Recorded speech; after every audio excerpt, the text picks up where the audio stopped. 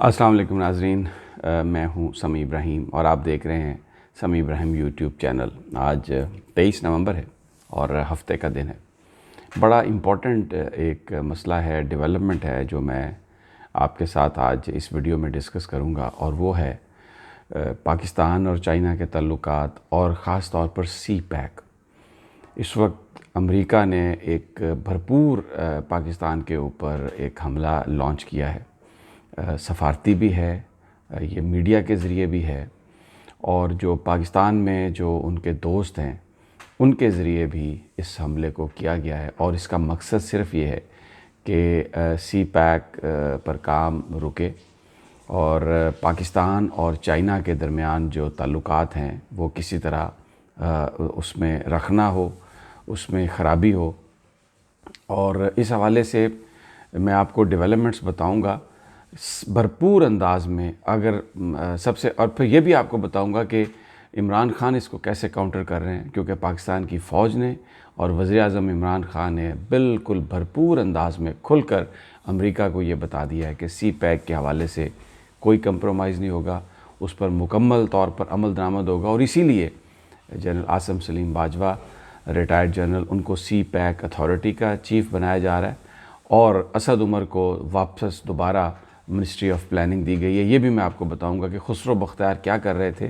اور کیوں اسد عمر صاحب کو دوبارہ جو پلاننگ میں منسٹری میں لگایا گیا۔ یہ بات آپ یاد رکھیں کہ اسد عمر کو آئی ایم ایف اور امریکہ کے دباؤ پر وزارت خزانہ سے ہٹایا گیا تھا، اور پھر حفیظ شیخ صاحب کو وہاں پہ لایا گیا تھا۔ تو سب سے پہلے اگر آج آپ اخبارات دیکھیں تو آپ کو ایک برطانیہ کی، امریکہ کی ایک نائب وزیر خارجہ کا بیان کچھ اخبارات میں بہت زیادہ ہیڈ لائنز کی صورت میں نظر آئے گا، اور جس کی سرخی یہ ہوگی کہ امریکہ یہ کہہ رہا ہے کہ سی پیک جو ہے اس سے پاکستان قرضوں کے بوجھ تلے آ جائے گا، اور پاکستان کی جو معیشت ہے اس کو ناقابل تلافی نقصان پہنچے گا۔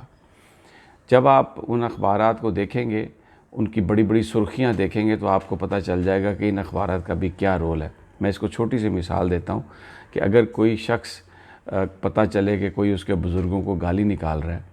تو وہ بار بار اس گالی کو نہیں دہراتا، اس لیے کہ وہ گالی دہرانا بھی یہی ہوتا ہے کہ آپ اپنے بزرگوں کی بے عزتی کر رہے ہیں۔ یہاں پر اخبارات آپ کو نظر آئیں گے کہ امریکہ یہ کہہ رہا ہے کہ پاکستان سی پیک کے نتیجے میں قرضوں میں دب جائے گا۔ یہ میں آپ کو پہلا حصہ اس کا بتا رہا ہوں امریکہ کی کیمپین کا، کہ جی پاکستان قرضے میں دب جائے گا۔ یہ چیز اخبارات میں ہیڈ لائنز، تاکہ جو پڑھنے والا ہے بڑے ایک غیر محسوس انداز میں اس کے ذہن میں یہ سوال پیدا ہو کہ کیا واقعی پاکستان قرضوں میں دب جائے گا۔ یہ اتنی بڑی ہیڈ لائن لگانے کی ضرورت نہیں تھی۔ وہ امریکہ کی ایک اسسٹنٹ سیکرٹری خارجہ ہے، اور اس کا بیان کہ سی پیک، اور وہ ایک تھنک ٹینک میں بات کر رہی ہے کہ جی پاکستان قرضوں میں دب جائے گا۔ پاکستانی میڈیا میں ہائی لائٹ کیا 2-3 اخبار، انگریزی میں ڈان نے کیا اور اردو میں جنگ اخبار نے کیا ہے۔ آپ کو مجھے کوئی مزید وضاحت کرنے کی ضرورت نہیں ہے کہ یہ اخبارات کس کا ایجنڈا لے کے چل رہے ہیں، لیکن اتنا زیادہ اس چیز کو انہوں نے ہائی لائٹ کیا ہے۔ یہ میڈیا کے ذریعے پاکستانی لوگوں کے ذہنوں میں یہ بات ڈالنے کی کوشش کی جا رہی ہے کہ سی پیک سے پاکستان قرضوں میں ڈوب جائے گا اور پاکستانی لوگوں کو کوئی فائدہ نہیں ہوگا، اس لیے کہ وہ جو ملازمتیں دی جائیں گی سی پیک کے پروجیکٹس میں، وہ بھی چائنا کے لوگوں کو دی جائیں گی۔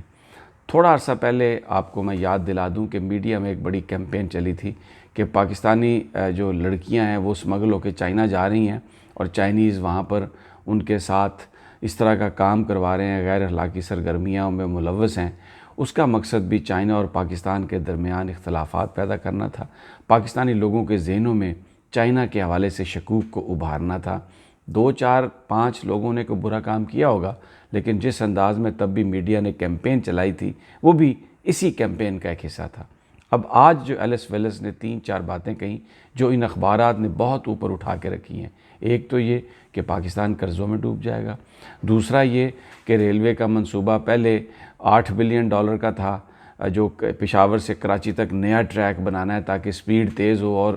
بہترین ٹرینیں چل سکیں۔ پھر اس کے بعد یہ کہا گیا کہ اس کی جو کاسٹ ہے وہ $2 بلین کم کر کے $6 ارب رکھ گئی ہے۔ اب پھر اس کی کاسٹ جو ہے یہ $9 ارب بن گئی ہے. یہ امریکہ کی وزیر خارجہ کہہ رہی ہے, اسسٹنٹ وزیر خارجہ, اور کہہ رہی ہے کہ جی پاکستانی قوم اور پاکستانی لوگوں کو ٹرانسپیرنسی ہونی چاہیے, قوم کو بتانا چاہیے کہ ان کے ساتھ کیا ہو رہا ہے. یہ امریکی پاکستانی قوم کے کب سے ہمدرد بن گئے. یہ جو کشمیر میں پاکستانیوں کے ساتھ ہوا,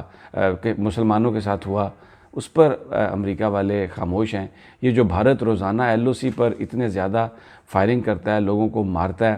اس پر امریکہ والے خاموش ہیں. اور امریکہ کی وجہ سے FATF نے پاکستان کو گرے لسٹ میں ڈالا ہوا ہے, جس کی وجہ سے پاکستان میں کوئی انویسٹمنٹ نہیں آ رہی. اور اب امریکی وزیر خارجہ کو اتنا پاکستان کی ہمدردی آ گئی ہے کہ وہ کہہ رہی ہے کہ چائنا اور پاکستان کے منصوبے شفاف انداز میں پاکستانی لوگوں کو پیش کیے جانے چاہیے, نہیں تو پاکستانی لوگوں کو تو پتہ ہی نہیں کہ ان کے ساتھ ہاتھ ہو رہا ہے. یہ امریکہ پاکستان کا کب سے ماما بن گیا. جب ایسٹ پاکستان علیحدہ ہو رہا تھا, بھارت نے حملہ کیا تھا, تب بھی ہمیں کہتے تھے وہ چھٹا بحری بیڑا آ رہا ہے اور بس وہ پاکستان کو بچا لے گا. تو یہ پاکستان کی محبت کہاں سے جاگ گئی. اور پھر ساتھ ساتھ کیا کہہ رہی ہیں کہ جو گوادر پورٹ ہے اس کا جو چائنا کے ساتھ جو آمد و رفت کا سلسلہ ہوگا, اس پر بڑی پوری دنیا کو تشویش ہے, کیونکہ بھارت کو اس پر تشویش ہے. اور الزام یہ لگایا جا رہا ہے کہ یہ جو ہوگا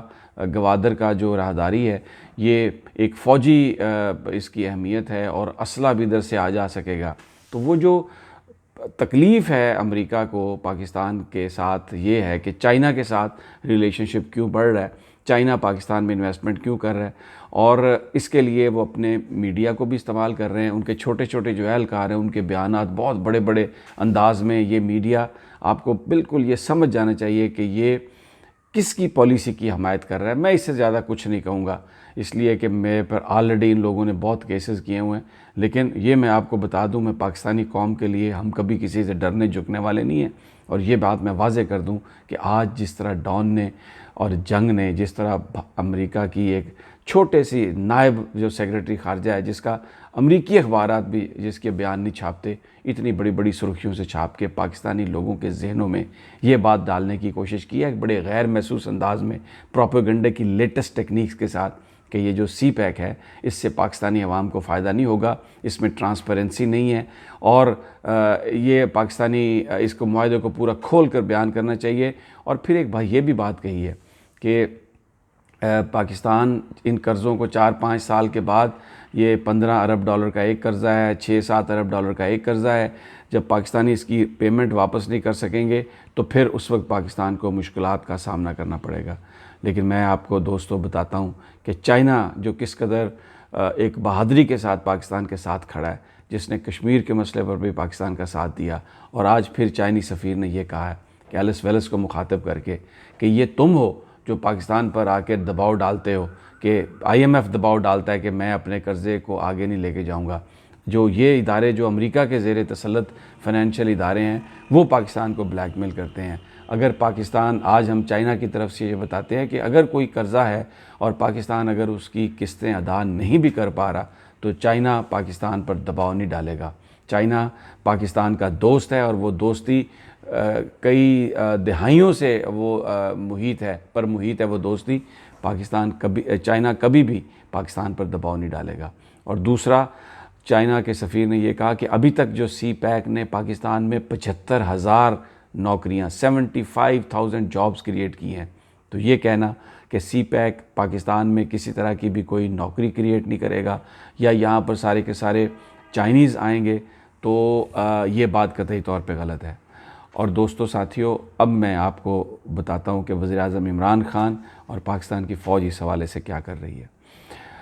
حکومت پاکستان نے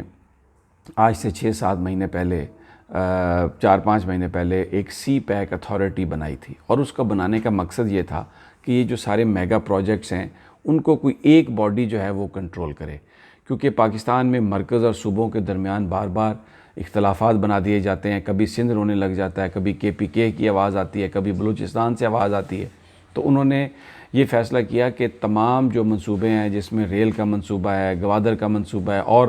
جس میں انڈسٹریل زون قائم ہونے ہیں, تو ایک سی پیک اتھارٹی بنا دی جائے جو ان تمام منصوبوں کو اوورسی کرے, دیکھے, اور اگر کہیں پر کوئی پرابلم آ رہی ہے تو وہ پھر اتھارٹی جو ہے وہ ان کو فوری طور پر سارٹ آؤٹ کرے. یعنی ایک علیحدہ محکمہ بنایا. اور اب جس وقت یہ امریکہ کی طرف سے بہت زیادہ بڑی سازشیں ہوئیں تو اس میں کچھ ہمارے لوگ بھی، میں کہتا ہوں کہ وہاں پر امریکہ اثر انداز ہو گیا۔ سب سے پہلے تو میں اس کی فیصلے کی وجہ بتاتا ہوں کہ خسرو بختیار صاحب کو ہٹایا گیا اور انہیں زراعت کا وزیر بنا دیا گیا اور وہاں پر اسد عمر صاحب کو لگایا گیا۔ اس کی وجہ یہ ہے کہ وزیر اعظم پلاننگ کمیشن میں سی پیک کے منصوبوں کی رفتار کے حوالے سے خوش نہیں تھے۔ بہت سارے جو لوگ ہیں، بہت ساری جو بیوروکریسی ہے، بہت سارے پولیٹیکل لوگ بھی واشنگٹن کی طرف دیکھتے ہیں، امریکہ کی خوشنودی حاصل کرنے کی کوشش کرتے ہیں۔ تو جو بات سامنے آئی کہ خسرو بختیار صاحب